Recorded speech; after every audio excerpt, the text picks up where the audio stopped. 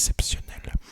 Le quart de finale de Ligue des Champions qui a vu s'opposer tout simplement le Real Madrid contre Manchester City. Je vous ai dit très récemment dans les dernières vidéos que j'avais maintenant l'opportunité de regarder les matchs de Ligue des Champions et ici opportunité de regarder des matchs de Ligue des Champions. C'est bien évidemment Sport Détente. Les Sports Détente, ce sont des vidéos dans lesquelles je débriefe des rencontres de sport et ce soir en l'occurrence c'est une rencontre de football. Alors si vous ne souhaitez pas être spoil du score et des éventuels temps forts de cette rencontre, n'hésitez pas à venir regarder la vidéo un peu plus tard, peut-être après avoir regardé une rediffusion du match. Quoi qu'il en soit, moi je tourne cette vidéo juste après la fin du match qui était tout simplement exceptionnelle. Alors pour celles et ceux qui auraient vu ma vidéo réaction au tirage au sort de Ligue des Champions, je vous ai dit que cette rencontre allait être la rencontre avec le plus de niveau, et ça n'en a pas manqué. Avant toute chose, on va passer aux compositions d'équipe en commençant par le Real Madrid. Alors je regarde juste ici puisque les compositions sont sur mon écran qui est juste là. Le Real Madrid a évolué en 4 alors en 4-3-3 avec un numéro 9 un peu dans le style d'un numéro 10. Voilà, on va dire 4-3-3 avec Lunin dans les cages, donc le remplaçant de Thibaut Courtois qui était blessé. On avait donc sur le côté droit Carvajal en charnière centrale. Nous avions Rudiger et Tchouaméni du côté gauche de la défense. Nous avions Ferland Mendy au milieu de terrain, Camavinga, Valverde, Kroos en faux numéro 9. Nous avions Bellingham, Rodrigo et Vinicius juste devant.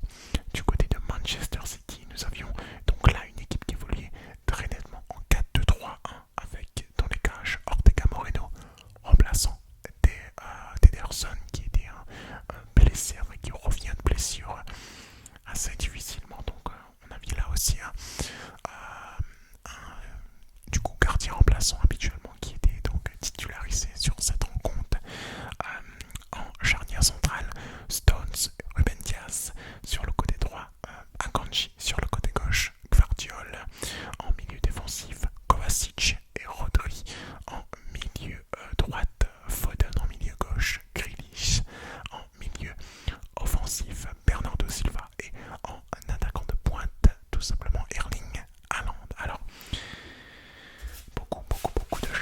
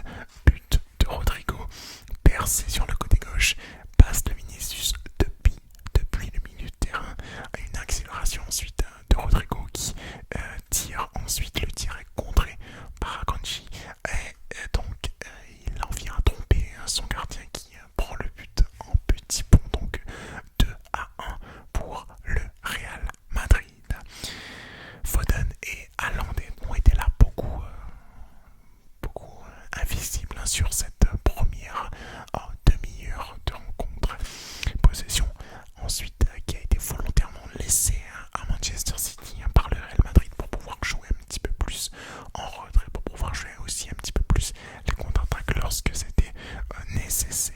À la 30e minute maintenant, Carvajal monte bien le ballon et arrive à trouver Rodrigo sur le côté opposé. Une frappe de Rodrigo puissante mais arrêtée par le gardien allemand de Manchester City. Madrid laisse suffisamment jouer jusqu'à avoir l'opportunité d'attaque.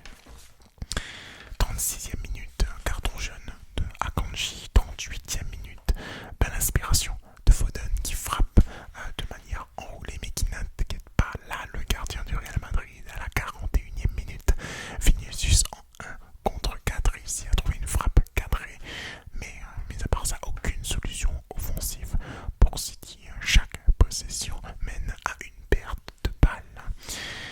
On entame maintenant la deuxième mi-temps avec dès la 48e minute une frappe non cadrée de Grealish sur une belle phase de construction. À la 52e minute, le ballon est récupéré par Bellingham au sabord de la surface de City. Il tente ensuite sa frappe après quelques touches de balle mais n'arrive pas à cadrer.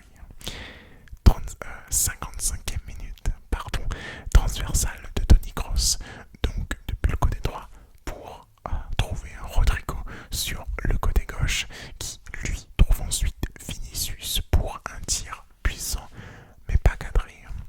City n'a plus une aussi grande possession dès les 15 premières minutes de cette deuxième mi-temps. Le match s'endort un petit peu là entre la 55e et la 63e, puisque la 65e frappe exceptionnelle de Foden qui marque un but et trouve la lucarne hors de la surface de réparation. C'est de partout entre le Real Madrid et tout simplement Manchester City. 70e minute, but de Gvardiol du pied droit hors de la surface de réparation. Encore une fois, à la suite d'un contrôle approximatif, il réussit quand même à trouver le cadre. Donc ça fait 3-2 pour City.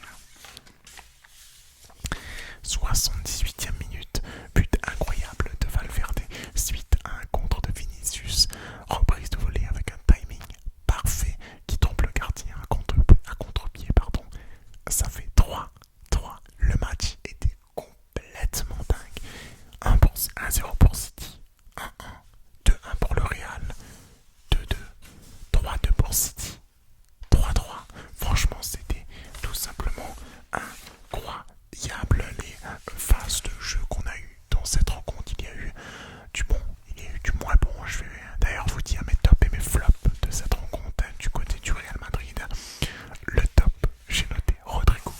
J'ai réellement bien aimé le match de Rodrigo. Il était présent pendant un long moment. Il n'a pas fini le match. Il a été remplacé, je crois, dans le dernier quart d'heure. Mais Rodrigo, pour moi, c'est clairement le top du côté du Real Madrid. Là, il a amené beaucoup de phases de jeu, notamment avec Vinicius. Il marque un but.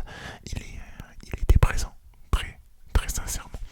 Le flop du côté du Real Madrid, j'ai nommé Tchouaméni qui concède le premier coup franc qui mène au premier but de City. Tchouaméni qui avait beaucoup de mal, plus dans la première mi-temps dans cette rencontre. Voilà, du côté de Manchester City, le top, j'ai nommé Bernardo Silva, premier buteur et qui a été là présent du début à la fin de la rencontre pour Manchester City. Franchement, c'est un joueur exceptionnel, un joueur qu'on a connu du côté de Monaco en France. Mais voilà, un joueur avec un potentiel de tir exceptionnel. Un peu, pour moi, Bernardo Silva, c'est un peu un mix entre Juninho et Messi. Alors voilà, je pèse mes mots. Voilà, ce n'est pas Messi, ce n'est pas Juninho, mais dans le style de jeu, c'est un peu un mix des deux. Un peu Juninho parce qu'une précision de frappe exceptionnelle, un peu Messi parce que beaucoup de petites touches, beaucoup de changements d'appui rapides. C'est là où il me fait penser beaucoup à Lionel Messi. Et le flop du côté de Manchester City, j'ai nommé Erling Haaland, que j'ai trouvé invisible, je crois. Allez, je mettrai là ma parole en jeu là-dessus.